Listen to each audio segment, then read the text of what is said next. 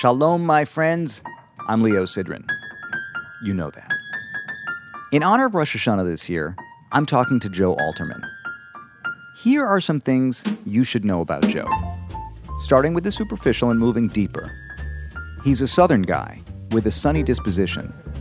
He came from Atlanta, and despite having put in over a decade in New York, he never managed to shake off that Southern charm.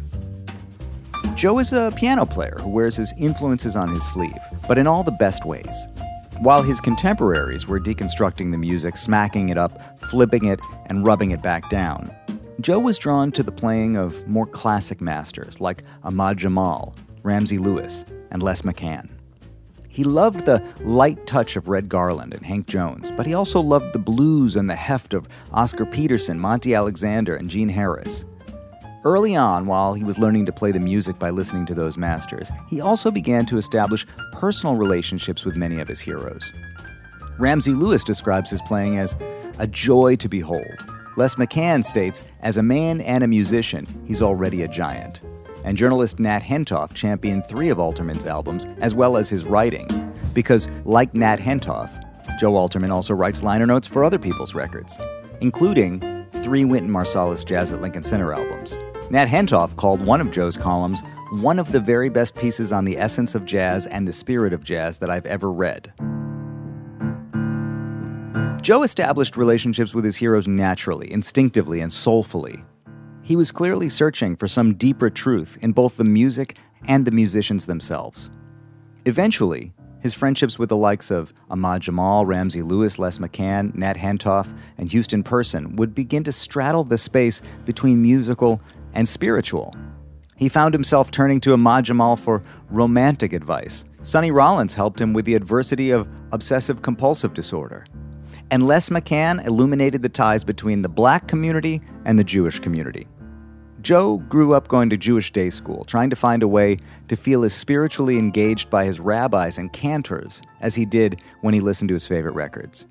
He says he found in jazz and black music what he had tried to find in synagogue. After a decade in New York, he moved back to Atlanta and found himself running what was then called the Atlanta Jewish Music Festival. Now it's called Naranana, one of just many changes that he made to that organization. And he started exploring in earnest the question of just what exactly is Jewish music. Subsequently, Joe has become one of the most creative voices in the conversation around contemporary Jewish culture and music today. While his own music may be steeped in tradition, his disposition as a presenter is wide open, and I think in some ways it's radical. As has come up here a few times in the past, I've been aware of this kind of thinking for some time because my own dad wrote one of the definitive books on the subject. It's called There Was a Fire, Jews, Music, and the American Dream, which led Joe and my dad to develop a friendship and collaborative relationship. For example, the two of them made a series of YouTube videos drawing from the material in the book for the Naranana Festival, and I highly recommend checking those out. Joe recently released The Upside of Down, recorded at Birdland in New York just before the pandemic. The record is one in a series of recordings that showcase his sweet, joyful, classic swinging approach to the piano trio. And after having put in some serious time bridging the space between his multiple identities as a jazz musician and a Jewish music presenter, it comes as no surprise that he found a way to work in a little Jewish liturgy into the repertoire, put a little schmaltz on the plate, too. What you hear behind me is his reimagined arrangement of Oseh Shalom.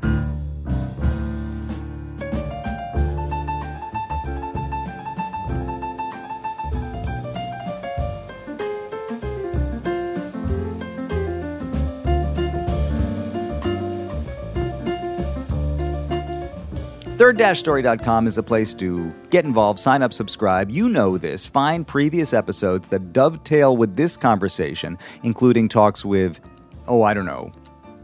George Wein, Jeremy Dauber, who wrote the book on Jewish comedy, John Madoff, Duchess, and Lawrence, both groups that Joe has brought to Atlanta for his festival. Pianists, including Kenny Werner, Jason Moran, Larry Goldings, Fred Hirsch, of course, the ongoing series of conversations with my dad, and on and on and on. There are so many that would align nicely with this talk. Patreon.com/thirdstorypodcast is the place to go to get involved on a deeper level, throw some shekels in the bucket. You know what I'm talking about.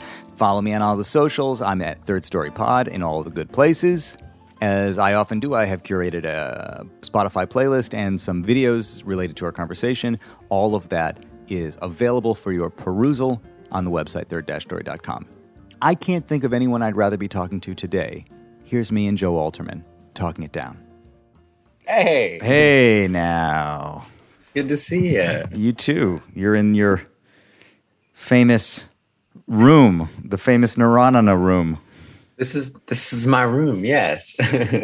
You're one of these people, I relate to you on so many levels, Joe. You know, there's so much that I feel like we've been circling for a few years, and every time I discover somebody that I really like and I want to talk to, it turns out you're also bringing them to Atlanta or talking to them or doing some kind of project with them. And I love that you have, from a very early stage in what is turning into your career, but at the time I don't think was your career, it was just kind of a love of what was going on around you. You started to document all kinds of encounters that you had with musicians as you were growing up. You were compelled not only to learn how to play, but to also connect with especially the old generation of people who were still alive, and to let them know how much you cared about them and to try to interact with them. And then you wrote down those experiences. And one of those early kind of journal entries from along the way is when you were 17 years old, you discovered that Oscar Peterson was still alive. You didn't even know that he was still alive. And you convinced your dad to fly you to New York so you could hear him play at Birdland, which would ultimately be his final performance at Birdland. You get to the club 3 hours before the show starts. You're sitting there waiting to meet him. And I mean, the story that you write is really beautiful. But as I was reading it, I was thinking, well, this must make releasing a trio record live at Birdland so poignant and so resonant for you as a musician, because you're a couple of things. You're a musician and you're also kind of a journalist and you're a facilitator. But just talking about you as a piano player, what does it feel like for you to go and be able to play on the stage at Birdland? You just released this trio record that you made at Birdland. There's always got to be a part of you that's still that 17-year-old kid walking into that room. Oh, totally. Every time I walk in, I feel exactly what I had felt that day. And every time we got really good seats that night, and it's like the seat right behind the piano. So every time I pick up the microphone, I'm looking directly at that seat.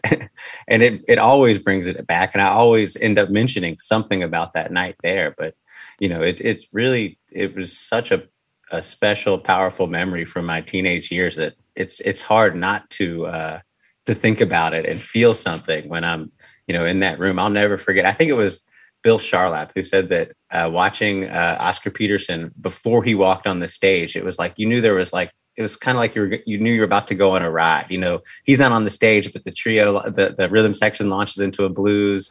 And I just never forget, they were locked into that blues, and everything changed immediately, and everything felt so much better. And then all of a sudden he appeared.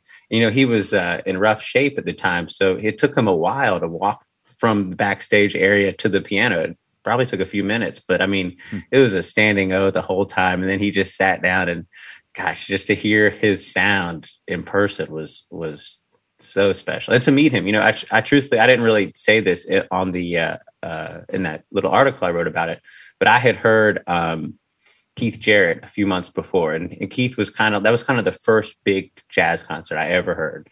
And I guess I've always had this fascination with wanting to meet my heroes, and I remember standing backstage, or at least where I knew he was going to come out from backstage.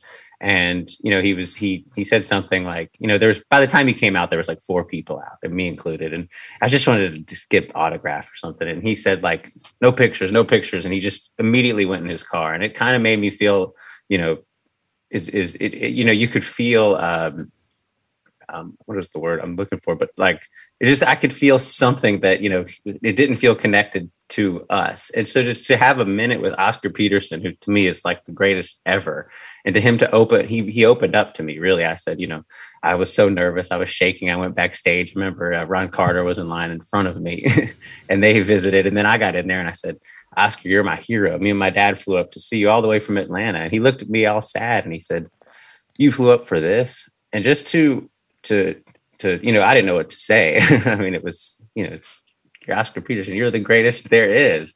But just to have that moment, that like really human moment with him, especially after having that brief encounter with Keith Jarrett a few months before, really, resonated with me and made me, it was kind of a relief to know that the direction I was headed in could be that direction. Does that make sense?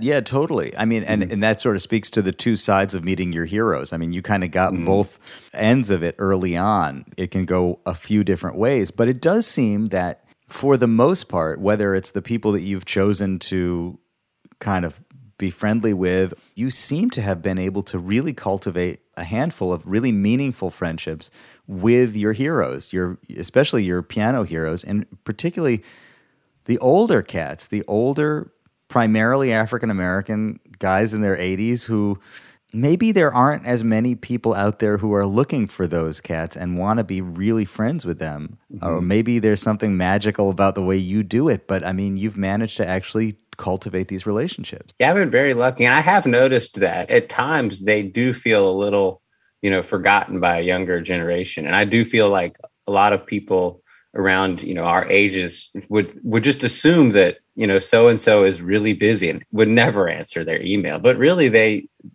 would if you took the time to find their email and reach out to them. Yeah. So I've noticed that, but I don't know what it is. I've gotten lucky with so many people and so many friendships. I mean, it's been really special to, grow up listening to these people's music and feeling like there's something in me, in their music. There's, I know, like I remember hearing Ahmad Jamal or Les McCann when I was a kid, and I knew, and I couldn't play the piano at all, but I heard something and I remember feeling it. It's like, if you practice a lot, maybe you're going to sound like this. I have this feeling that this is kind of the direction you're going to head in, even before I could, play a chord or anything. I just really resonated with their music, and just to see that we resonate personally too it's been really incredible. They always say music is life and it's back and forth or whatever. So, and are your parents musical? Was anybody in your family musical? Not really. I mean, my dad, he talks about music and he loves music. Like, he talks about music in a way that makes me think he probably had it, but never used it. His sister was a great pianist. I mean, she was a classical pianist, but really no one in our family is really a musician. But my dad, he turned me on to all of this stuff. He played you all the records?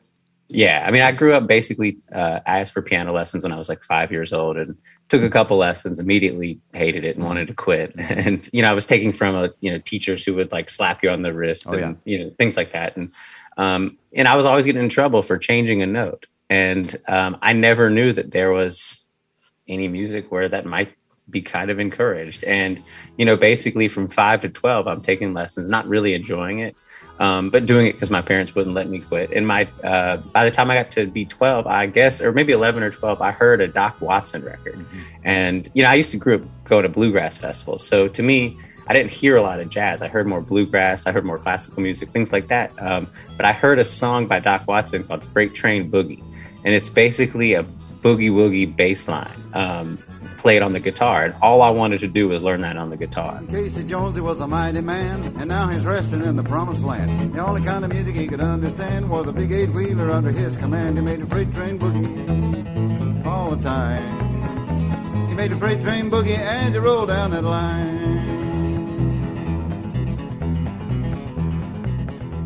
And I took it to my guitar teacher at the time, who happened to be Oliver Wood of the Wood Brothers.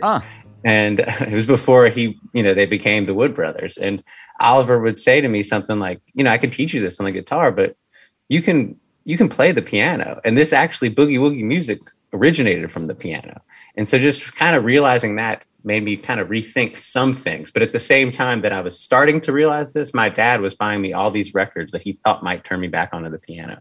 Remember, he bought a Bill Evans one, and that didn't work. But then Oscar Peterson, Jimmy Smith, Ramsey Lewis. It was just, there was something about the people who put a little blues in their music that really resonated with me. I think it was, truthfully, it wasn't really the solos that turned me on to jazz. It was really, going to bluegrass festivals and hearing these songs like, You Are My Sunshine, for example, and then hearing the way like Ray Brown and Monty Alexander would do it. It was just so cool to me to hear. I didn't know you could do that with this melody.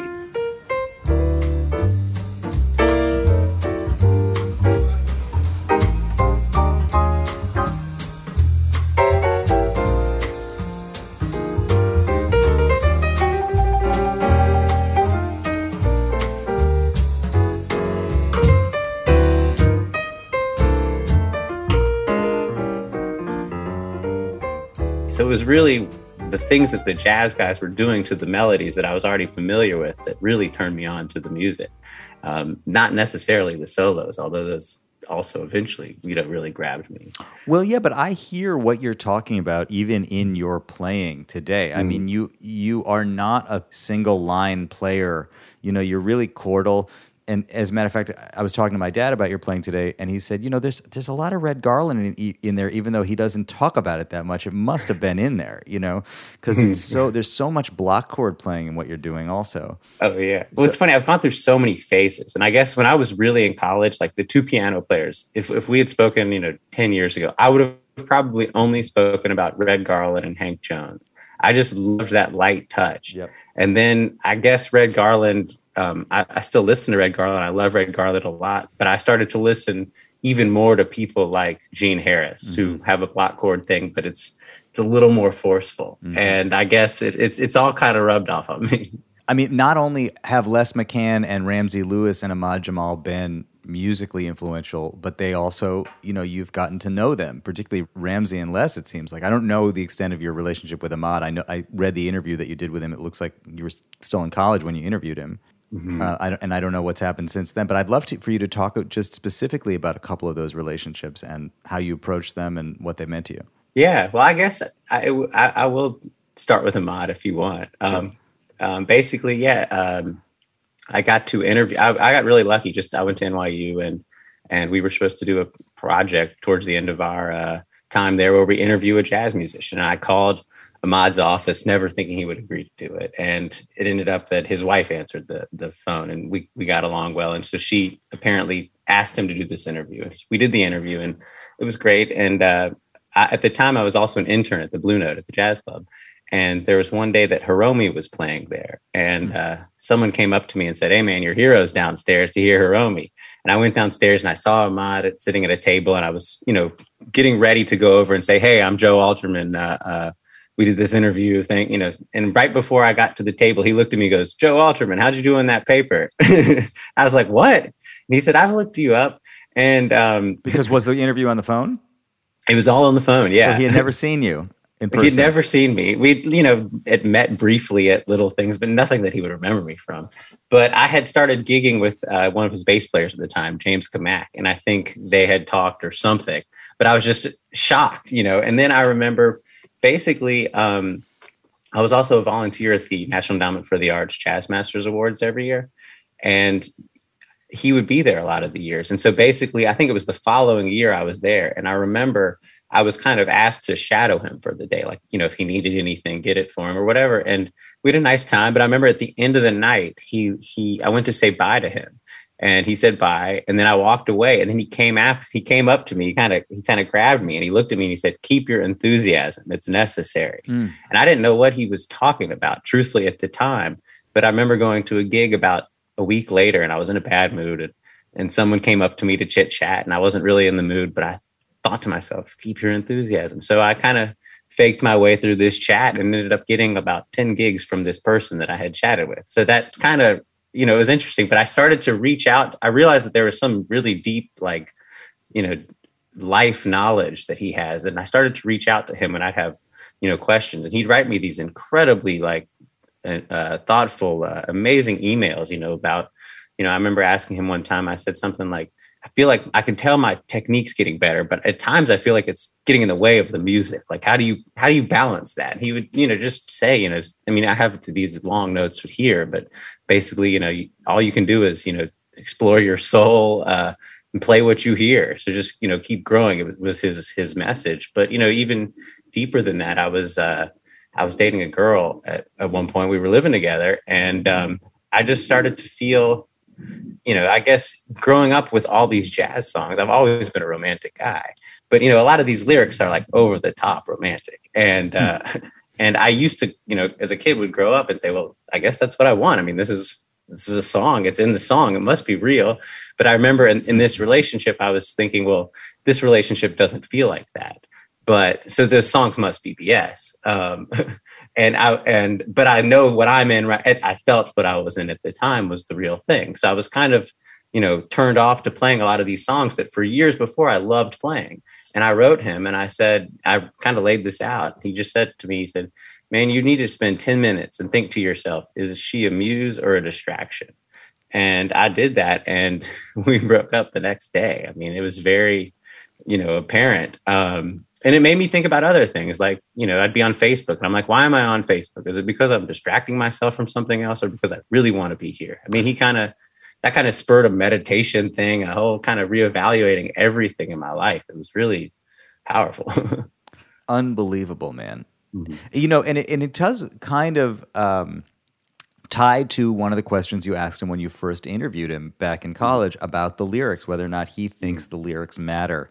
And it's interesting hearing you say that, your dad gave you a Bill Evans record and it didn't really grab you, but, you heard Ahmad and it did, because you, I think, quote a Bill Evans interview when you're talking to Ahmad early in that first interview where you say, well, Bill Evans says he doesn't care about the lyrics. And, Ahmad said different strokes for different folks. But, for me, I need it. And Sonny Rollins needs it. And there are plenty of musicians who need to be tied to the lyrics when they're aware of them when they're playing the songs.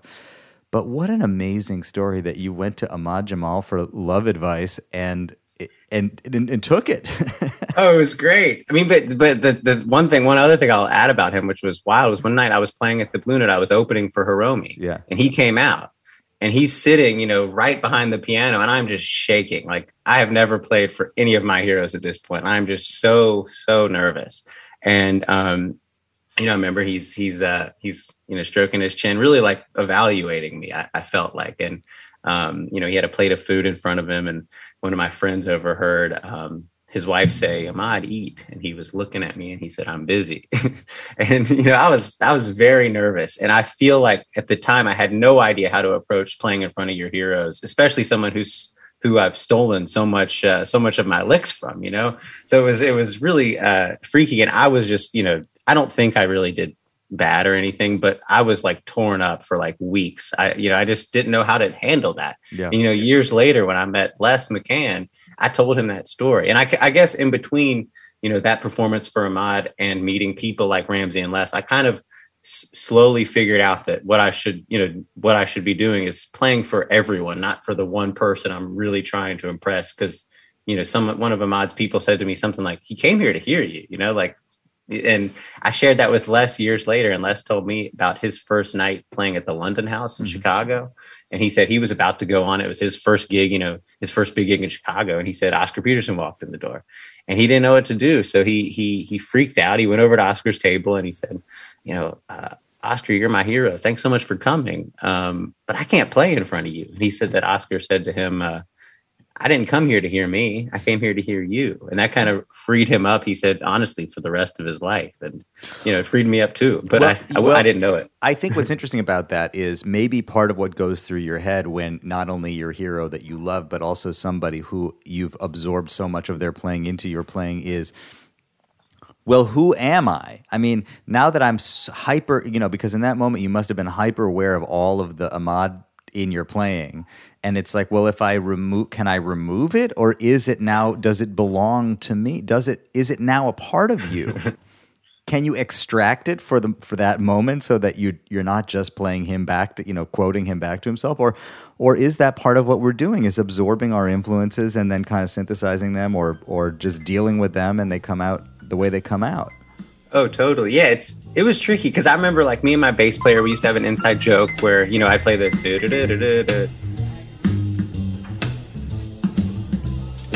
riff from But Not For Me. And I remember almost doing it and then stopping myself and being, but you wanted to do it. Why did you not do that? And I think, looking back on it, I think at the time I was really trying to remove anything that had to do with him from my playing. But truthfully, I can't do that because he has so much to do with my playing. And I think it really, if I could do it again, I would embrace that stuff more than try to, say hide it. Yeah, try to hide it. Yeah.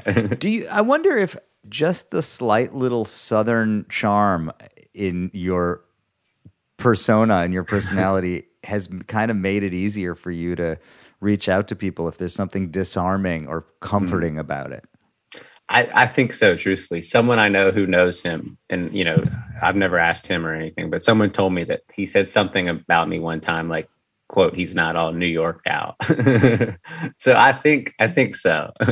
I don't know what it is. So, okay, so then you became friends with Les McCann. I have to thank you because last year when I was doing my episode on musicians telling jokes, you actually gave me Les's cell phone number, and I called him, and he told me a couple of jokes. One of them I actually am not totally clear on what the joke was because he was so kind of out there when he was telling me the joke. But man, what happened to Charlie? And the brother says, "Well, the motherfucker pulled a knife on me." But just getting to talk to him was so wonderful, and I could tell that he cared so deeply for you. Can you talk about that friendship? Totally, yeah. That's been they've all been special, really. But so I met Les also at the Blue Note. And what happened was so basically I interned there for a while, and they got to know my music. I'd be the guy, I'd jump on the piano at the holiday parties and stuff. And, the management there liked me. So they'd give me opening acts for people like Les and Ramsey, people they thought my music should be heard by their audiences. So basically I'm opening for Les, and I was at this point just obsessed with his music. Like I could go on about how it freed me in a lot of ways. I mean, I guess, I'll just say, quickly, basically at the time I was in school and I was constantly being given assignments like, here's four bars of chords, write a melody over this. And then I'd write a melody and the teacher would say, that note's wrong, that note's wrong. And, it'd be like, theoretically it would be wrong. But then I remember really getting into Les's music and I was like, man, they'd say like, that teacher would say like all these notes are wrong, but it sounds so good. So it really just kind of freed me up, to all that. But anyway, I got to open for him. And I remember the day we met, I got to the club before he did. So I was sound checking and he comes in the club, he's in this wheelchair and they wheel him up to the stage. And I was just, shaking. I'm like, here comes Les McCann. And I'm expecting some sort of greeting. And really, he didn't say, hey, all he said was, play me some blues, boy. And I was so nervous. I'm like, I'm this white Jewish kid. He's one of the greatest blues players ever. And so I'm trying. And, I'm doing my best. And I heard him say amen after like 2 minutes. So I was like, okay, I'm doing all right.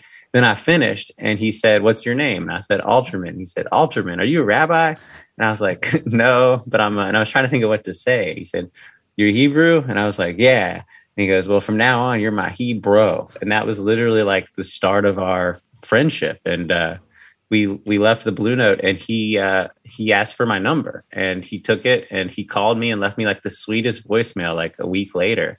And then I called him back and we just started to talk and we just always had a lot to talk about. I mean, I had a lot of questions for him and everything. I think really at first it was really just like, I'm this young kid who loves his music and, he's going to, indulge me with all my questions. But then it kind of just turned into a really serious, friendship. I could tell when he started to, care for me. I think at first he kind of hazed me truthfully for a little while.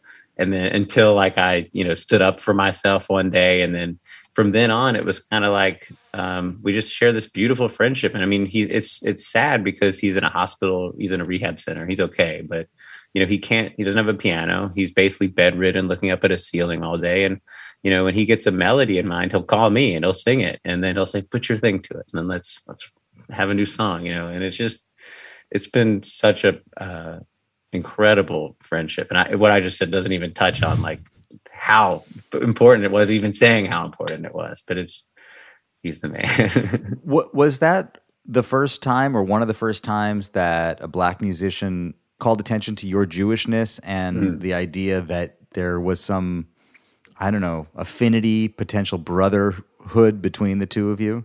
Definitely. And I remember thinking about that for a while and being like, what? I guess there's something here. I wonder, at the time I had no clue, but I would just remember there's something about me being Jewish that he liked. And I was wondering, what is this? But he likes Jewishness, right? Like he knows some Yiddish words. Oh yeah, and he's into that stuff. He calls me on all the holidays, like on Passover. He'll call me and say, I think in honor of the Jews today, the America should rename all bridges to Passovers. And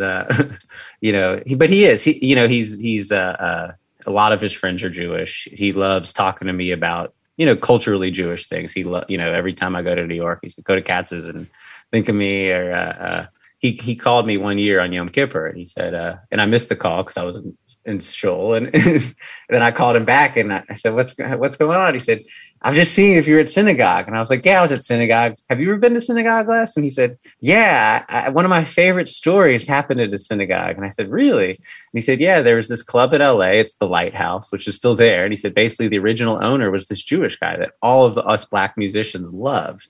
And he said, the guy died and we all went to his funeral. And, basically, the rabbi's going on about this guy, John Levine. All of a sudden, you hear Leroy Vinegar from the back of the church yell, "It's Levine, motherfucker!" Oh, that's great, man. But so it also opens up a kind of the deeper question of like, as a Jewish kid from Atlanta who was interested in getting to know these older Black guys and being part of a Black musical tradition. We could talk on and on about the Jewish contribution, and I have a feeling we're going to get there in a minute. Was there a part of you that, until that happened, was thinking that being Jewish, that there wouldn't really be a place for your Jewishness in jazz? Had you thought about your Jewishness in the context of all of these heroes that you were pursuing and all the music that you were aspiring to make? I truthfully did it, I guess, at that point. You know, it's something I've spoken with, with many Jewish musicians who kind of grow up feeling like they found in jazz and Black music what they thought they were going to find in synagogue and stuff like this. So to me, truthfully, I grew up going to a Jewish day school and it was great. My best friends, they're still from this school. It's, and I'm very proud to be a part of the Atlanta Jewish community. It's a great place. But growing up, and especially as I was getting into jazz, I felt like I remember I was out with one of my friends one day. We were younger and someone said something like, "Oh, you're Jewish. Do you believe in hell?" And the kid said, "Let me call my mom." And he called his mom and asked, do I believe in hell? And at the time I was really, really more into the jazz thing than the Jewish thing. And I just remember, and I feel like the whole jazz thing was like, you need to learn to think for yourself. Mm-hmm. And I felt like a lot of my Jewish upbringing was more like what this kid was doing, which was calling his mom to ask what he believes in versus thinking about what he actually believes in. So I guess, at that point, I wouldn't say that my going to New York was, running away from my Judaism, but I was still in the place where I was, I guess jazz is where my spirituality is, not the Jewish thing. Yeah. But I kept running into it everywhere. And, I did feel a bond with, other Jewish people who I'd meet. I got close with Nat Hentoff too, the journalist. And I mean, he would constantly be telling me, things like, don't you hear like a little nigun in this piece? Or, he just talking about how like there is to klezmer music was like Jewish Dixieland music. Like, he told me he was walking down the street in Boston and heard a song and, it was based off of a nigun or something, but it kind of made him feel, because he heard a little Jewish thing in it, it made him feel kind of welcomed into this jazz family. And I could relate to that stuff, maybe more from from knowing these melodies and resonating with these melodies, because the melodies do make me kind of emotional. But at that point, it wasn't really anything beyond, just the power of those melodies. I think, bringing up your relationship with Nat is so interesting, with Nat Hentoff, because on the one hand, you have these older musicians who recognize, like Ahmad saying, don't lose your enthusiasm. They recognize that here's somebody who's really enthusiastic about what we do. And as much as one might assume that they're just being swamped all the time with requests from people, as you say, some of them can, as they get older, feel isolated and irrelevant. Mm-hmm. Nat Hentoff, I can imagine, in his way, would have felt the same way about you, because as much as you were pursuing the playing aspect of it, it seems early on you were also pursuing the idea of how to document and talk about and write about the things that you were seeing. Mm-hmm. And he seemed to respond to you very quickly when he heard you play and when he met you, and it seems like he got really excited about you. He did. He was great. And I really wish I could talk to him today, because truthfully, when I did those interviews with Ahmad and things like that, it was kind of like, I'm only a musician and this was this cool other thing I did today. So I never really saw myself, in a tradition like Nat, which I honestly do today. But yeah, I mean, I was at the Blue Note again. I was, asked to transcribe Nat's interviews that he had conducted at the club. It was with people like Frank Sinatra Jr., who, interestingly, I remember refer to his dad every time in the interview as Frank Sinatra, not his dad. And I remember Nat called the club and said, I like the way this guy's transcribing my interviews. And that was it. And basically, I used to drop off some of the transcriptions at his door. He lived on West 12th Street, so it was not far from the Blue Note. And so I knew where he lived, and I made this, burned disc, and I was like, I'll drop it by his place. Maybe he'll like it. And I didn't even have a CD at the time. It was a burned, thing of me jamming with friends or something. And I remember being really excited as I was walking to his place. But then as I got closer, I started to get really nervous. And I just figured, God, so many musicians must be doing this who actually have albums. And I remember I gave the disc, it was in an envelope, to the doorman. And then I was leaving and I thought, gosh, so many musicians must do this. I should really tip the doorman. Should I tip the doorman? And I was thinking about it, and I had my hands in my pockets. And finally, I pulled out, a couple of bucks. And when I did that, the doorman jumped. I was so nervous that the doorman thought I was contemplating pulling a gun. I was, obviously, it was just $2 or $3, but I thought that was a hilarious start to the story. But anyway, about 3 weeks later, I got a call from, maybe 2 weeks later, I got a call from Nat. And it's funny because, he was so old school New York. I loved it. He never said hello. He never said goodbye. He just started talking. And so I think it took me a minute to figure out who I was talking to, but he was going on about the music and how much he enjoyed it. And he said he was going to write about it one day. I mean, and it took, about 5 years until he did write about it. But in the meantime, we started to talk too. And I love it because, I've met a lot of musicians who knew people from the older generation, but Nat would always say, he always thought me and Willie the Lion Smith would have hit it off. Huh. He said, I wish you could have met him. He said that all the time. So let's talk about that, where you say you didn't necessarily see yourself as part of the tradition of what Nat was doing then, but today you do. Mm. I mean, you have written some interesting collections of liner notes. You wrote 3 sets of liner notes for Jazz at Lincoln Center, but I have a feeling it's not specifically the liner notes that you're thinking about, or only the liner notes that you're thinking about. Mm-hmm. What part of what you're doing today do you see as being connected to the tradition of Nat Hentoff? The dream for me growing up was to move to New York and play piano every night. And I guess, I lived in New York for about 9 years. And by my last 3 years, I was playing about 6 nights a week and enjoying about, little restaurants on the Upper East Side, like really random stuff. But I realized I was really only enjoying about 2 of those nights. And I had this internship at the Blue Note for years, which truthfully I only did to get more gigs. I thought, the means to the end was, I'll meet people, I'll learn some skills, and I'll get gigs. And then, it occurred to me that I was living out the quote dream that I set out for myself, but I was only enjoying, 30% of the work. And I know you're not going to like everything about your job, but, music was too special to burn out on for me. So I thought, and I wanted to come back to Atlanta. So I came back here, and I realized that it wasn't the gigs, it wasn't just the gigs that I was, the gigs that I wanted to play that I was missing, but it was also this work at the Blue Note. I realized there was, parts of that I enjoyed, and like things like, doing these interviews. And I never really thought there was a place for me to do that, and then this opportunity to run what was then the Atlanta Jewish Music Festival came up, and I took it, and just so many more situations came up where I was, asked to write about things. And, I felt like, when I take notes of mine and Les's conversations, or mine and Nat's conversations, or whoever, I always felt like it was like a personal, like thing I was personally interested in, but no one else would be interested in it, because I really wasn't talking about a lot of this stuff at the time. But then after I took on this job with the festival, everyone wanted to talk to me about these things that I wasn't really asked about before.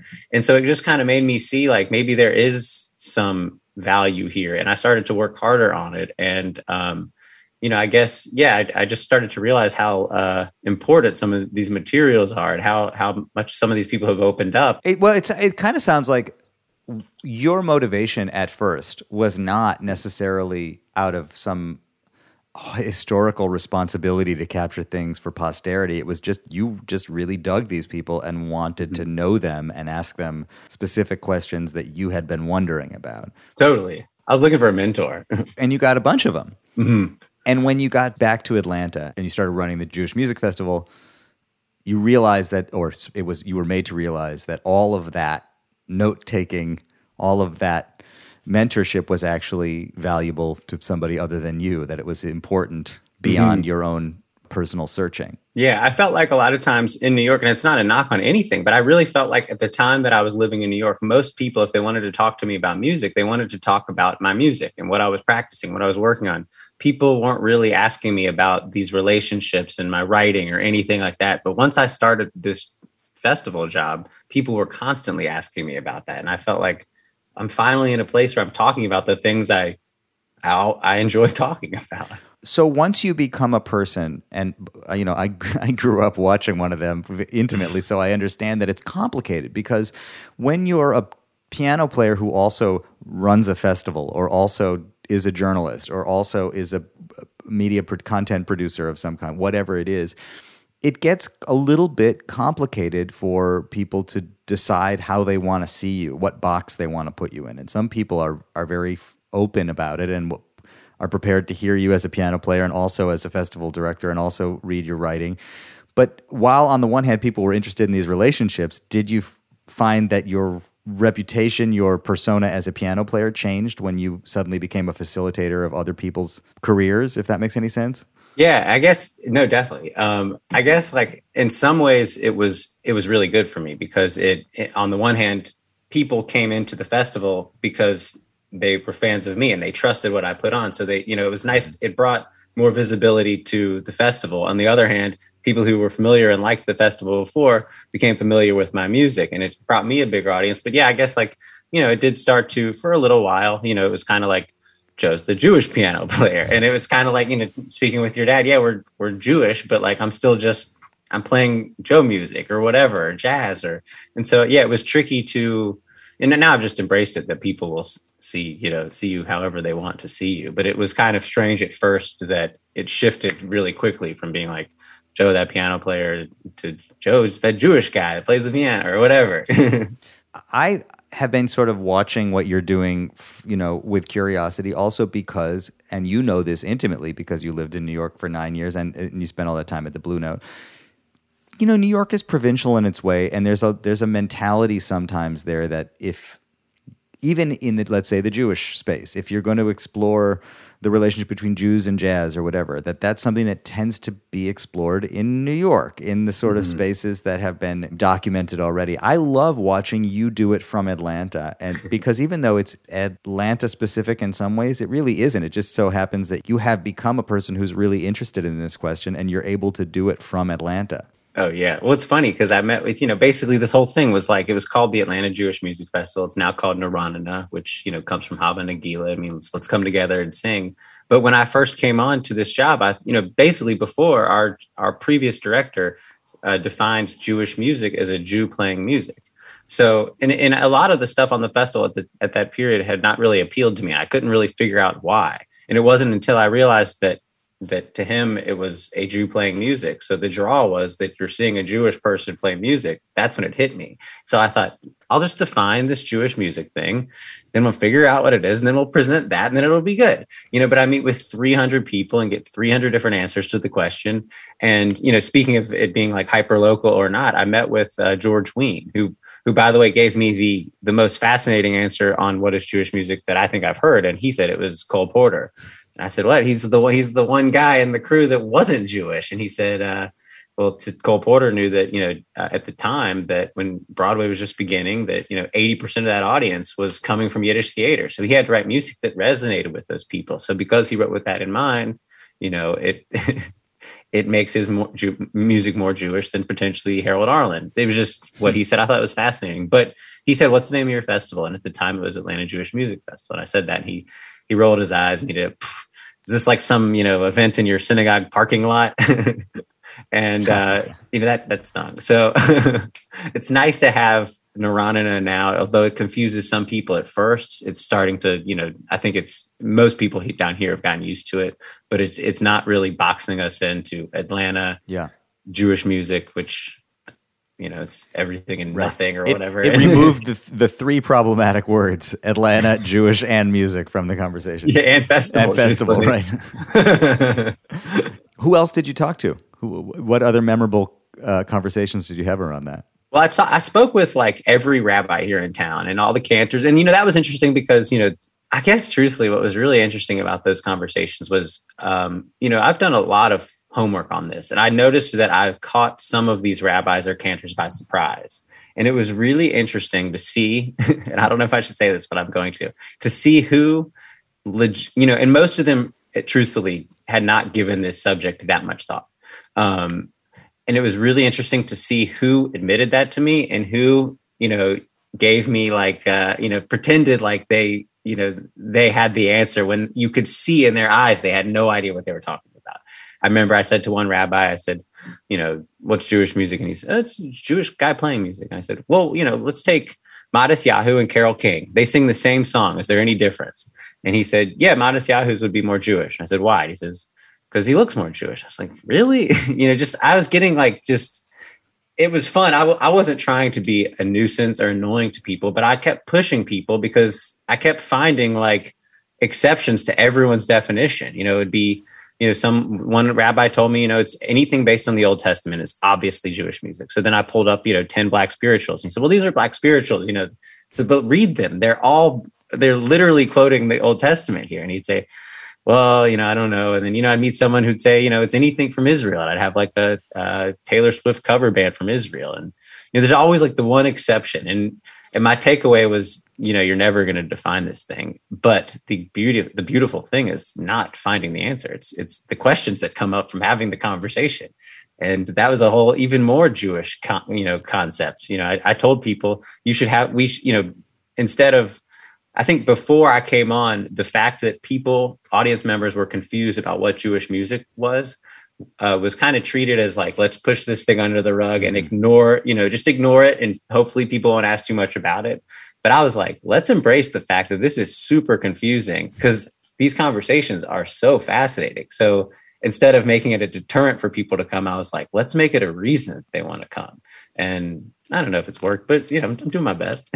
And it's probably a great way to have people engaged, to have some ownership of the project and of the process, to open source the question on some level and say, we are just trying to explore this question and it's a work in progress. It's an evolution. Oh, totally. Do you think that answering that question in our generation is different than answering it in our parents' generation? What is Jewish music? What is Jewish culture? Definitely. I've said this a lot. I feel like trying to define Jewish music is like, it's probably a lot easier to do that before George Gershwin was born, just like it was probably easier to define jazz before like 1959. And it's just become, tricky. I mean, the other thing that I run into a lot is that I'll see people who will say, well, klezmer's there's a lot of Jewish music happening around the world, but klezmer's the quote, real Jewish music. And there's so many people that are stuck on this concept that if it's, from Eastern Europe, it's the quote, real Jewish music. And it's just a kind of frustrating conversation to be like, well, there's great stuff coming out of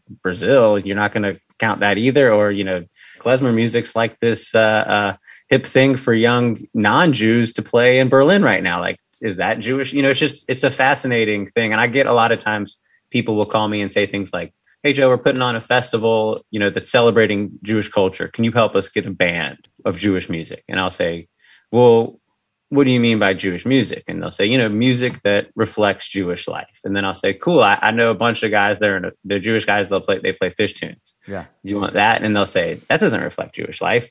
And I'll say, well, it did at my college. It certainly did at my college.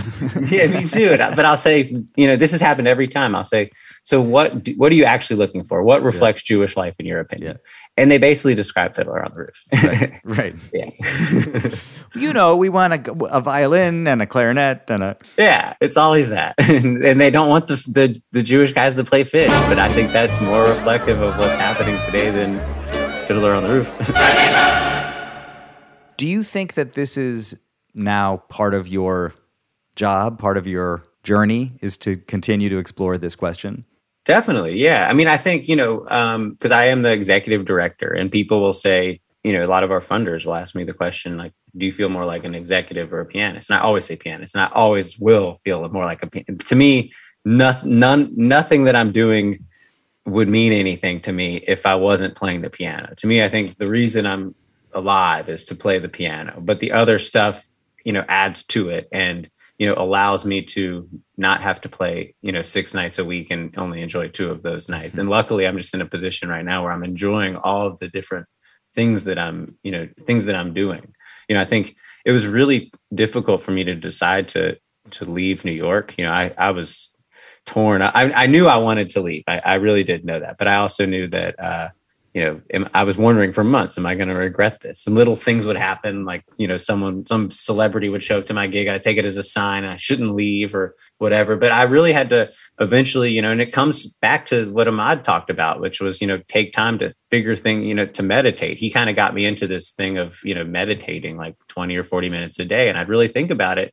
And I think what I really had to admit to myself to make it okay to leave New York. And this isn't necessarily the case with my friends anymore necessarily, but at the time I realized kind of what wasn't working for me and what was working for my friends who are, really making it as New York musicians was that, I had to admit to myself two things. I had to admit that I don't like to play everything. And I like to play. And, a lot of my friends, they didn't care what they were playing as long as they were playing music. Mm-hmm. I felt kind of some shame around that because I thought, how can you be a real musician and only want to play a few certain things? And finally, I had to be like, this is who you are. I'm not trying to be like a billionaire or anything, but I know that to a lot of my friends too, they really didn't care, if they had any money, as long as they could play music every day. That's all that mattered. And I'm not trying to, I don't need to be a really wealthy guy or anything, but I just knew that it wasn't, as much as I love it, it wasn't feeding me in the same way that it was feeding all these people. And I knew I got to make some sort of change. First of all, there's always been a question in my mind about when to get off the roller coaster of New York, and you want to believe that when you do it with some peace and some sense of acceptance that you did what there was to do. And you're going to move forward and not be looking back, and not be second guessing that decision. And New York is consistent in that it will always convince you that if you're not there, then you're not anywhere. And it's constantly shifting just enough to make you feel a little bit off balance when you get back, even if you've only been away for a year or whatever. There's always some new shit going on and you're not there for it. Oh, totally. But I love that, and particularly that question about not loving to play everything. You're not alone in this, but you maybe are in the minority of the stuff that you do love to play of your generation. There are a lot of piano players who are your age and went through more or less the same kind of jazz education filtration system that you went through, and who don't sound like Les McCann and aren't playing that way. There are a lot of people who are not so focused on swinging. There are certainly people who are, but your bag is not necessarily the most contemporary approach to playing jazz piano today. I'm sure you were able to find a whole scene of people that wanted to swing like you do, but I wonder if there was a part of what you were finding in New York and the expectation around what kind of piano player or musician people were looking for you to be that wasn't necessarily somebody who was so steeped in the blues. Truthfully, I guess growing up, all I wanted to do was move to New York and sound like a New York piano player. And, that was Bud Powell to me. And then I got to New York and I remember like one of my first days in New York, I said something and, I enjoy listening to a lot of modern jazz. It just doesn't come out in my playing really. But I remember saying something, after the first week of school where I was just so overwhelmed. I was taking some lessons with Kenny Werner. And I said, gosh, I just feel such a pressure to sound modern, like Herbie and Chick. And he said, you think Herbie and Chick are modern? That's not modern anymore. And I guess just through having so much, of these crazy great experiences, and also, really doing some deep thinking about what I was attracted to and what, why I'm playing the piano. Eventually, it really hit me that there's a lot of New York piano players, but there's not a lot of Southern piano players. And you're from the South, and you love blues, and I guess this kind of ties a little into Ramsey. I mean, when me and Ramsey talk about our shared, music loves, he talks about how he's so grateful that he grew up in Chicago and not New York, because, he grew up loving all these kinds of music. And he felt like in Chicago at the time he was coming up, you were encouraged to embrace all the music you like in your music. But he felt like if he had been in New York at the time, he would have been more, told to, bebop is the thing. And I guess, just getting to know people like Les and Ramsey while I was in school, and kind of, it was tricky. I would go to a jam session and, not really feel like I played even the same style of music, but to talk to people like Les and Ramsey was just, you should embrace everything that you like about music in your music. And don't worry if, you don't sound like everyone else necessarily, but the goal is, I guess, part of wanting to know these guys was I wanted to learn how to sound like them. And they all impressed on me.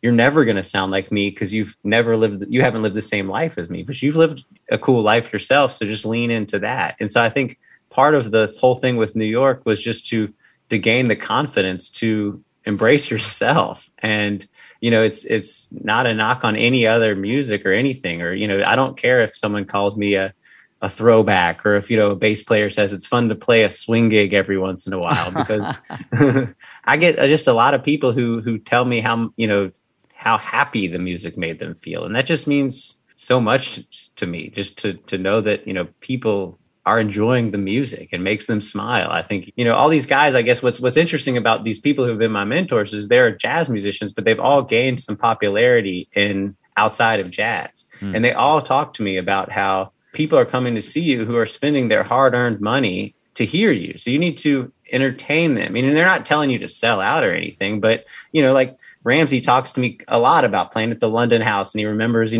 postmen in the audience and like teachers, and they'd all have straws in their drinks. And when Ahmad Jamal's trio would be swinging, they'd all be dancing with their straw. And like, they're just always impressing me on the fact that you need to play for regular people. Don't just try to play for the other musicians. And I think, it has been a bit of I wouldn't say a struggle, but it's been a rewarding experience. But there have been, difficult times, and I'm like, is there a place for me? And I'm finding there is. But maybe leaving New York helped you see that there was a place for you. Yeah, I guess, it's, I think this kind of ties into the Ramsey stuff that I haven't really spoken about Let's much. Talk about it. Ramsey was really one of the only people who was really, really encouraging about my move. A lot of people were saying, man, you're going to regret this. You're going to regret this. And Ramsey said, look, well, first I should say this, one of the things that made me know that I should leave was I had this strange, epiphany one day. I was playing at the Friars Club, actually. They're like Sunday brunch or something. And Paul McCartney came in, and he was so cool. He listened to me for like 2 hours, and he came up and we had this great chat. And, I took that as a sign of I should not be leaving New York. Right. And, and I remember telling that to Ramsey, and he said, first he said, well, tell me all about Paul McCartney. I want to hear what that was like, because that's cool. And then Ramsey said, okay, let's take a step back. First of all, do you want to live in Atlanta? And I said, yeah. And he says, so what are you worried about? I said, I'm worried it's going to hurt my music career. And he said, you need to live where you're happy, and it will reflect in your music. And he said, the thing about Paul McCartney, he said, imagine Paul McCartney comes to the next 50 of your gigs. It's going to be cool for like the next 10 times. And then it'll always be kind of cool, but it's not going to have this. You don't stay in New York for just because Paul McCartney came to one of your gigs, basically. And it occurred to me as I was kind of marinating on what Ramsey had told me, that I had gotten to a place where I was more into the things that the music or being good at the music could get me, but less about the music. And so, meeting Paul McCartney, I hated the gig. If he hadn't come to the gig, I wouldn't have had a good day. But it finally just occurred to me, wait a sec, if everyone you knew died and you had no friends and you had no one to tell this stuff to, it wouldn't mean anything to you. So it was really cool to meet Paul McCartney. But for example, if my dad or my few best friends weren't here to share that with, it didn't mean much. So I'd come back to Atlanta and go on like a hike in the woods, and I enjoyed it without having to tell anyone about it. I knew that was like a good sign that I was doing the right thing. And I just had to trust that it would be helpful for my music or whatever. Plus, I know that you could play a restaurant gig in Atlanta and meet Justin Bieber and actually show him some chord voicings. That happened. Exactly. Though. Yeah. So you don't know where it's going to happen. You never know where it's going to happen. Exactly. Yeah. But I think just going where I think Ramsey was right. And I'm glad he really encouraged me to go. And speaking of New York, I had to share this one because I remember I was contemplating leaving, or not I think there's a few times I contemplated, and I met Joe Sample one day when I was at the Blue Note doing the intern thing. And, we bonded over both of our names being Joe. So I bought him a cup of coffee and we had a cup of coffee together. And I asked him, I said, have you ever lived in New York? And this really doesn't relate to my story, but it's just funny to share with you, is he said, I did, but I left. And I said, well, why'd you leave? And he said, You know, because at the time, everyone wanted to go to outer space with their music. I just wanted a burger with fries. I love that. Well, and you know, it's funny when you were talking about Southern piano players. I mean, he's a Texas piano player, really, but he's a Southern piano player, you know? I mean, so you're both Joes, but you do belong to that legacy also, and you can belong to it if you choose to. I'm proud to. And I think I used to be kind of like, you know, I'm just, you know, I sound like a lot of people who've done this thing, or I wasn't, you know, being in New York, it was, you know, the blues were, you know, I mean, I'm not knocking, I love New York. And I loved, that was my favorite time of my life. I just knew I was ready to move on. But I did feel like when I played block chords, or when I would, you know, when I played block chords, people would say, you sound so much like Red Garland. But then, you know, I would say, well, how come they never say that to people who play single lines and sound so much like Chick Corea? I never really understood it. And I'd kind of get knocked for playing the blues because you know, whatever. But I'll never forget the Houston person came to my school to give a master class. And I remember a lot of the saxophone players in the school were thinking, oh, we're just going to play some blues tonight. That's kind of the vibe I always got towards the blues was, oh, we're just going to play. You know, it wasn't thought of as being as serious or as difficult as it always was to me. Mm-hmm. And I didn't realize this because I didn't know Houston at the time, but he walked into the class and he totally knew that. He said, all right, everybody who wants to play some blues. And like everyone stood up. They all thought they're going to just show off and get to show off in front of him. And then he says, you know, something else everyone wanted to hear. How about key of F? Which, you know, is kind of like the easier blues key. So everyone's excited. And he goes, all right, there's literally like 14 saxophone players ready to take a solo. And he goes, all right, here we go. Ready? 1, 2. And it was the slowest blues and everyone messed it up. And he became a mentor to you also. He became a friend to you. He did. We kind of hit it off at that class because I don't know. He was so sweet to me. Yeah. Do you get the sense that you were born 50 years too late? Great question. Yeah, definitely. By the way, that is the one question my dad said. Ask him if he thinks he was born 50 years too late. That's great. Yeah, no, I do. But I also think, you know, it's really been interesting to me to work on this new album and to listen back to it, because I feel like I definitely fit more in with people like Ramsey Lewis and Les McCann. But I also think that, you know, I grew up, before I got into jazz, I was obsessed with the jam bands and like the Grateful Dead and things like that. And basically groups who, you know, they would repeat riffs and build on one riff. And I just listening back to my album, especially as I was working on it, and I didn't really realize this when I was in the moment, but I think I don't think I've been influenced so much by like modern jazz piano playing, even though I enjoy it and go see it. I think I have very deeply been influenced by these jam bands who repeat riffs and build riffs. Because I notice I'll play a lot of riffs like 4 times and it'll build up to the next one. You know, I love these people like Errol Garner, who everything's like another shout chorus. And I think between my love of that thing and my love of these jam bands who build intensity through repeating riffs, which I notice I do a lot, I think it, you know, I don't think the music, I'm not saying it's more modern than anything that happened back in the 50s, but I think what is more modern about it is that jam quality to it. I'm not necessarily playing single lines the whole time, if that makes sense. It totally does. It's helpful also because I have been super curious about where jam and jazz overlap. And, you know, they really are different kind of cultures and different, I don't know, attitudes in a lot of ways. And I think sometimes the jazz world looks at the fanaticism in the jam fans and thinks like it's not necessarily the greatest improvised music, but it inspires such enthusiasm and such fanaticism. And in a way, I think that like the jazz world has something to learn from that. Like what can be done to bring people in and have them really get excited about the music. Oh, yeah. I mean, I'm not a big Fish guy, truthfully, but I'll go to a concert. And I notice the moments that everyone goes insane, it's like the 3-second drum fill, the same thing people at a jazz show go nuts for. You know, I think one of the cool things about playing in Atlanta, where people come to my gigs a lot of times who are around my age, not because they like jazz, but because they're my friends and they want to be supportive. And I constantly hear people say things like, I don't like jazz, you know, but I'm here. I'm happy to support. And I'll say, well, see what you think of the show. And, you know, and I'll say, well, first of all, why don't you like jazz? And they say, well, I just don't, you know, I don't like it. And I said, well, when have you heard it? And they can't really tell you. They just have this preconceived notion around the word. And then most of the time at the end of the show, they say to me, I don't like jazz, but I liked that. Was that jazz? Yeah. They're like, but it felt kind of like you were just jamming. And I was like, but I was, exactly.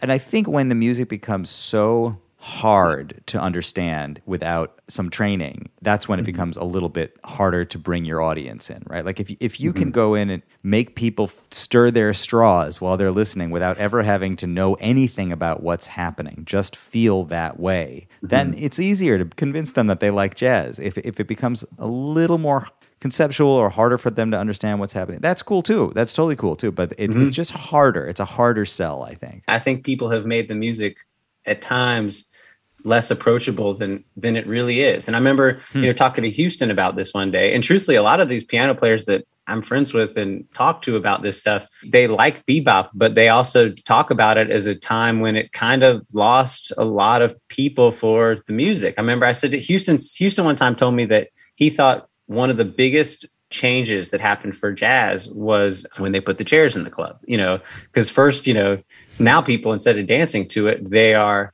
sitting and they have to think about something. So what are they going to think about? And he thought that's when musicians stopped playing for the people and started playing for the people who were there to write about the music. And there was a lot of lazy writers who, it was easier to write. It was hard to review Houston Person or Ramsey Lewis because what are you going to say? It swings, it feels good. That's it, But you could easily write about some really far out stuff because it was easier to come up with more adjectives about it. And it kind of trended the music more in that direction. I'm not, I'm just, I have a lot of thoughts about all this, but it's just an interesting observation to hear. I've heard shockingly, a lot of great piano players who are older and who are legendary just talk about how, like, man, I like bebop, but man, that, I'm all about love and light, and bebop brought everything into the darkest room for the least amount of people. And it was shocking to hear that for the first time. I think your dad said it one time. I loved hearing it. It was something like, it was really exciting to hear people speak the language for the first time, but now you're just hearing people talk. Well, that's an interesting thing, right? If music is a language, then that's great. One thing is to learn the language. The other thing is to figure out what you have to say once you know the words. I like your kind of take on it, which is, well, maybe what's modern about what you do is that you have this jam influence also, and that you kind of are, you weren't raised in a vacuum. You loved what you loved, but you also, as we all do, absorbed all kinds of popular culture and all kinds of popular music.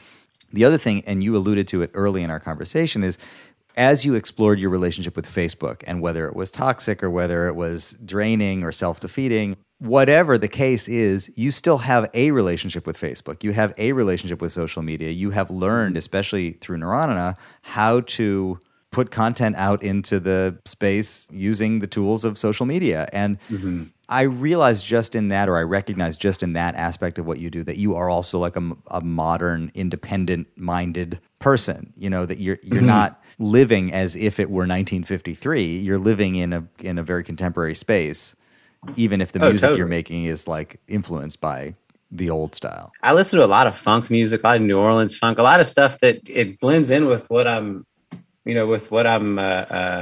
doing. So it's not like I'm trying to play like a piano player out of the 50s. I'm just trying to figure out who I am and play me and just embrace everything I like about stuff. But yeah, you're right about this Facebook thing. And, but the thing, truthfully, it's kind of a thought I've been thinking about recently. I don't know if you can relate to this or, my fear about, stuff. I felt like before the pandemic, it was kind of like you could have a gig and you'd film something and then share like a clip of the gig. But I feel like increasingly, because of COVID, social media is becoming the thing, whereas before it was the gig was the thing and you'd post about the thing. Now I'm starting to wonder if social media is the thing and you get the gig so you can post about it on social media. Man, I have been thinking about this a lot. I have a gig tomorrow in Madison, and I don't have any interest in filming the whole gig and taping it and then sharing it. And I know that I should. I know I should for a million reasons. I know I should so that I can dish out different 5-minute videos of it for the next 6 weeks if I need to, because I don't have anything for another 6 weeks. So I need to have the content and make the content. And yet if I'm thinking about it as a video, then I really won't enjoy it as a performance. I'll be too focused on all these other aspects of it. Totally. I feel the same thing. I like when someone comes up to me at the end and says, hey man, I recorded a lot of your gig. You want me to send it to you? I say, versus I knew the camera was on. Yeah, right. Well, that's what we want. We just want somebody to do it for us and not tell us and then give it to us afterwards. On the right night. The other thing that I think about a lot is, I used to have these like listening parties a lot. And a lot of times I'll say to people, you want to have a listening party? And they'll say, well, yeah, definitely. But what are we going to do while the music's on? And it's like if there's no visual component to an activity these days, it can't be the activity. I've had listening parties where I've told people, we're going to, listen to music. That's what this party is. And within 3 minutes of one song, I like to do it every listening party. I like to put on North Carolina, that Les McCann tune where he's just killing it on the clavichord. Yeah. And it's like 15 minutes, but I've never, except with a few like close friends, I've never gotten more than like 2 minutes in before people start talking.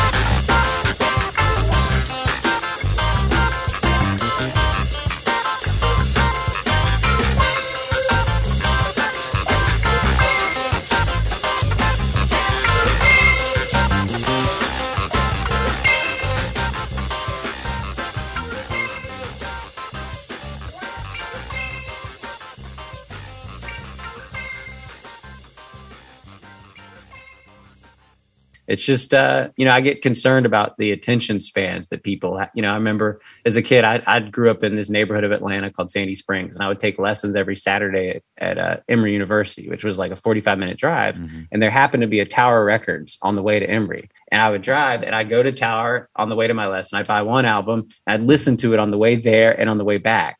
And I'd get to know that record pretty good that one day. And I do it for the rest of the week. But then the iPod was invented, and I was like, I can put all my stuff on this iPod. And so I go to my lesson and I'd put the new album on my iPod. I'd listen to 10 seconds of one song and I'd move to the next one. And I think just years of not giving songs a chance is really depressing. It's not that it's a cliche. It's a conversation that we've been having now for a long time. But, because I grew up around all these old kind of post-60s people. And, I remember talking to friends of my dad when I was in college and asked them what they're listening to. And I was amazed on more than one occasion when the answer would be a specific record. What are you listening to? This one Lester Young record. Like this season, I don't know. I mean, I don't know how long it's being listened to for, but definitely like that's what we're listening to right now. And that absorbing of music and really learning every inch of it rather than trying to learn a little bit of a lot of music to really learn a record. It's just so much harder to do it. And it's not because we're bad people now. It's that our brains have been hijacked by this constant feeling that there's something else to do. Totally. I'll say to people, man, you got to listen to the song 9 minutes, 20 seconds in. It's the spot. And they fast forward to 9 minutes and 12 seconds. I was like, no, but you need the build up to enjoy the 9 minutes, 20 seconds. Yeah. But you're right. It's no one's fault. It's brain hijack. Yeah. So it's even hard to know if what life is going to be like 6 weeks from now. But like, what are you hoping to have happen? You are promoting a record right now in the midst of everything else. Yeah. Well, I'm hoping, people will listen to it and more people will listen to it and that, it'll get, more work. It's bizarre how, up until, and I mean, I don't want to date things, but, right now is, mid-August. And I guess late July, I felt like I had everything together and now things are starting to get canceled again. So we'll see what happens. But, I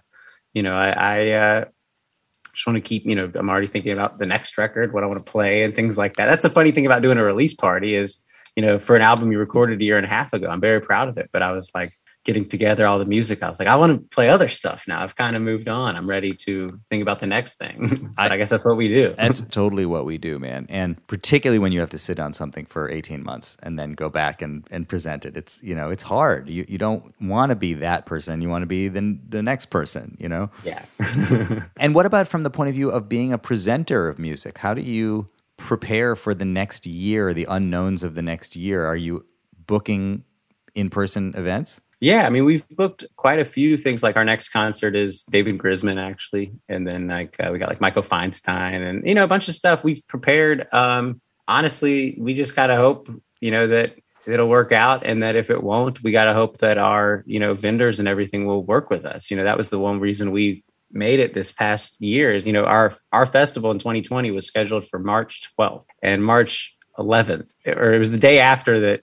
There was that big Oval Office address, the NBA canceled, Tom Hanks came out with everything. We had to cancel the next day. And really the reason we are okay is because when we canceled, everyone said, pay the deposit, pay the rest, and we can reschedule. And so I got to hope that that if that has to happen again, that people will be okay with that sort of thing again. But yeah, I'm continuing to plan. I just hope people will want to, want to be there. I did my release party on Friday, and what was really concerning, it wasn't an indoor venue, and a lot of people wore masks, but a lot of people canceled last minute because of the variant. And I said, and the venue has not issued a bring your vaccine card policy, but to everyone who called and canceled, I said, look, if I can force the venue to institute a bring your own vaccine card policy, will you come? And everyone said no. They all said, I know someone who's really sick right now and who is vaccinated. So it's just, that was the shocking thing to hear, because I feel like, at least here, I feel like 2 weeks ago, if you could bring your card, anyone will go to anything and feel comfortable. And now I really don't know if it stays like this, what we're going to be able to do to actually make people feel comfortable, because that was shocking to hear that no one would come with the vaccine policy. And I think that speaks to your question about whether or not now Facebook is the thing and the gig is just the kind of the excuse to show some video on Facebook, because it is hard to know what the other side of this is. It's hard to know when we'll feel normal again, when people will feel normal. And also, as somebody with a kid, there's that whole aspect of it, because you become responsible not only for the health and well-being of the kid, but also if your child gets it and then they can spread it in a different way. There are certain things that you take into consideration when it's not, you're not only responsible for your own behavior, but it can influence other people around you in an even deeper way than everyone's already feeling. But yeah, man. Well, what else? Going into this, if there was anything that you could have talked about that we didn't talk about, what did I miss with you? I did want to share, I think people constantly tell me how happy my music makes them, or how happy it sounds, and how I must be this carefree, just happy guy. And I just wanted to share that it really came from, to me, looking at my life and, how I ended up with this happy sound is really, really special to me. I just wanted to share the fact that basically, the time in my life when I fell in love with the piano was in high school, when I was at the same time I was getting into the guitar or whatever and into jazz or whatever, I was also dealing with a very severe form of obsessive compulsive disorder. And it was a very tricky time in my life. I did, it was a lot of counting in my head and things like this. But basically what happened for me, and, I know this is a total like out of the blue, where did this come from thing? But, pretty much I think the reason anyone feels anything in my music, if they hear it or compliments me about this happy sound or whatever, is truthfully, when I was really struggling with this, the only time I felt kind of normal was when I was at school with my friends who I didn't tell about this. And, it would have been nice to have told my friends because they were my friends. They would have been there for me. But I liked to savor that thing of when I was hanging with them, I didn't feel like I had something I was dealing with. So basically, after an entire day of being at school, faking my conversations just so I could feel normal. And also at the same time, dealing with all of these obsessions and compulsions that I was dealing with, coming home to the piano, it was like, that's when the piano became like, the place where I can always be myself. It was like, I'd come home from school just exhausted from so many things. And I just go to the piano and just let it all out for like 6 hours. And, so now when people come up to me, and I get it fairly frequently, like, man, like, there's feeling here. Like, I really, that was a tough experience and I'm past it. I got through it and I'm okay. And I, mentor young kids who deal with it now and stuff. But I think that was the whole reason I have any feeling in my music. I'm so grateful for that experience. Actually, I'll share this because it's right here. But during my like really rough time with that, there was only a few times of the day that I like got any respite. And it was basically when I laid down in bed to go to sleep. And when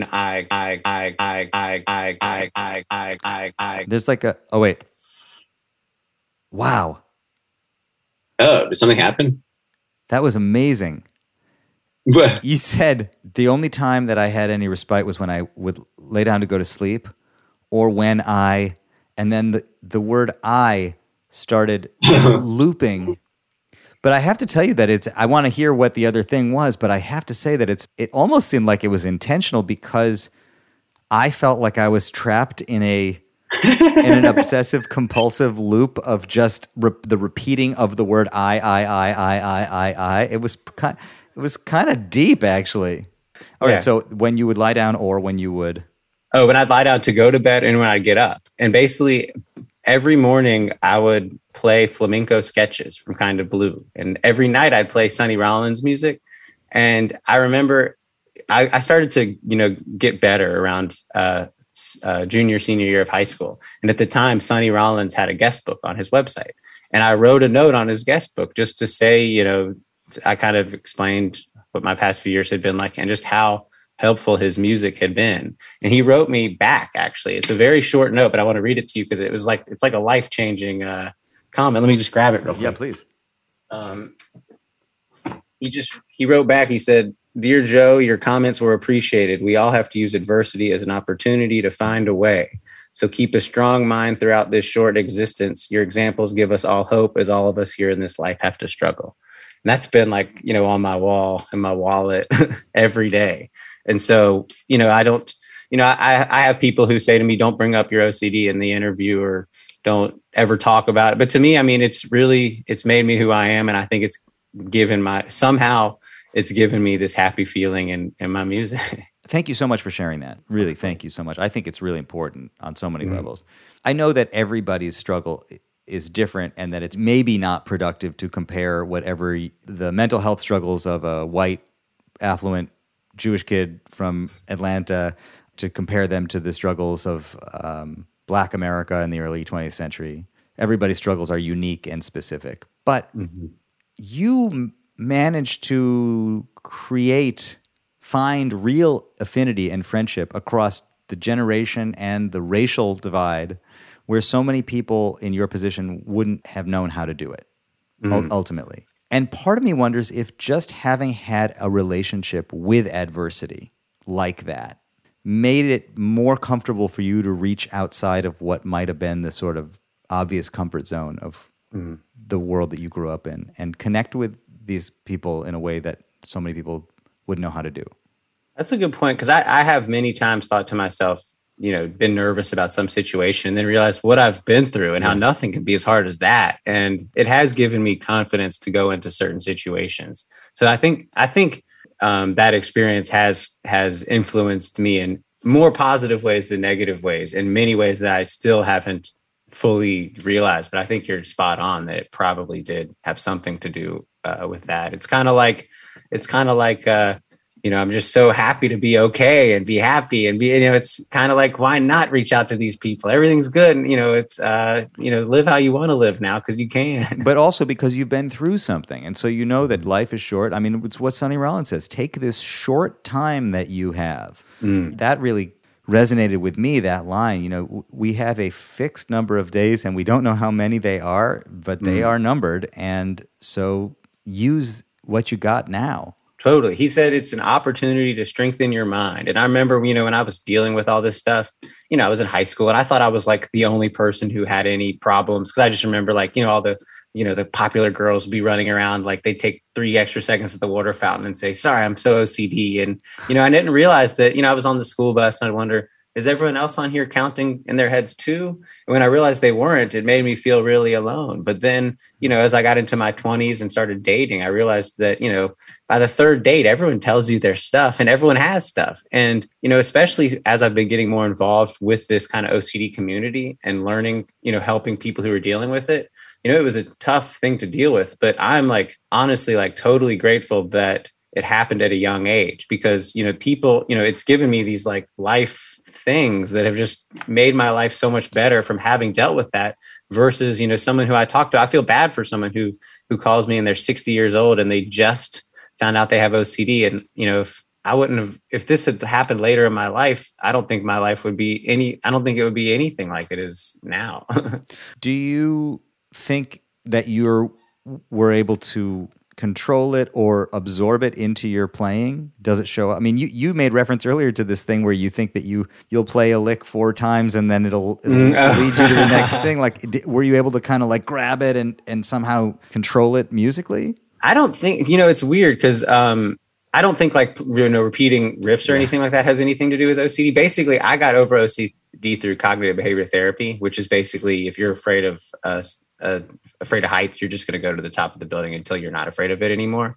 So I'm really have the, like Sonny Rollins, I've strengthened my mind to the point where, I'll get occasionally an urge to do something, but, I just say no. To me, it's kind of I've always thought of OCD as kind of something, first of all, knowing that it's not you and just something that's happening to you was a huge realization for me. And I've always seen it as something that's like a pet that's growing inside of you. I know that's weird, but the more you do what it's telling you to do, the bigger it gets. Yeah. And the more you ignore it, it just shrivels up and dies. And so to me, it's basically dead, but occasionally it'll say, do this, but I'm strong enough now where I can say no.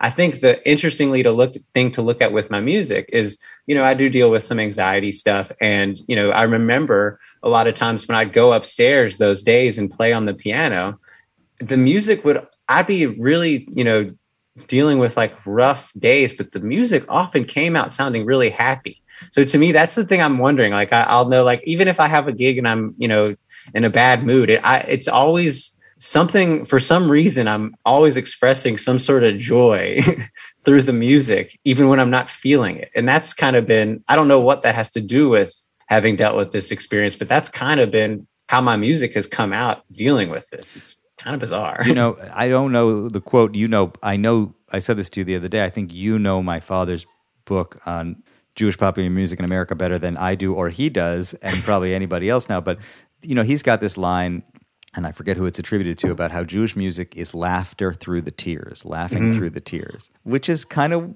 what you're describing about your own music too. Well, I guess there's what's the whole thing? I think that's what I love so much about jazz is that there's just so many depths of emotion. There's joy to the sadness and vice versa. And I don't know, there's something so attractive about that to me. I guess I can really relate to it. I am really struck by, it doesn't seem like a random add-on to the conversation. It seems like the central part of the conversation, this OCD piece, but also how you intuitively turned to your musical heroes for life advice. You know what I mean? Like, you wrote to Sonny Rollins and shared basically a non-musical part of your life. I mean, music is in your life, and so you shared how the music was connecting to your life. And he gave you a response that was sort of also extra musical. It was like, it was philosophical. In all of these stories that you've shared about connecting with these older mentors, I mean, yes, I'm sure it's influenced your playing on a lot of levels, but it also seems to be that these are your like teachers, like your life teachers. Oh, totally. This may sound really weird, but kind of to go to the Jewish thing too. And again, how I think I found, I feel like a lot of these Jewish musicians, they kind of get away from the Jewish part, get into the music thing, and then eventually come back to the Jewish part. I mean, I always had nice rabbis and stuff growing up, but I wasn't they weren't my heroes or anything. But I remember the first time I got to stand within like 5 feet of Sonny Rollins, it was like, there was, first of all, he looks like a holy, all these guys, they just gave off this like holy vibe that like, I think that a lot of my like religious Jewish friends or whatever religion friends find in their spiritual leaders, I really felt that and saw it in these people from standing around them. I don't know what it was, but I remember like, it just felt like you're standing around, like, regardless of the music. I mean, they just feel like they are holy people in a way. And I know that might be bizarre, and I know they're not perfect, and I know, or whatever, but I felt like these are my rabbis.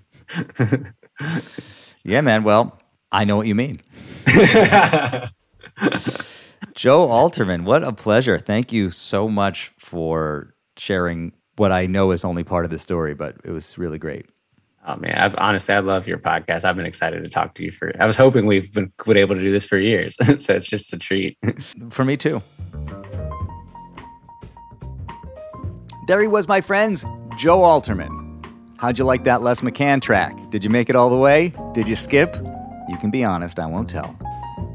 I'll be back again in your headspace before you know it with another deep dive. Until then, Shana Tova, and I'll talk to you soon.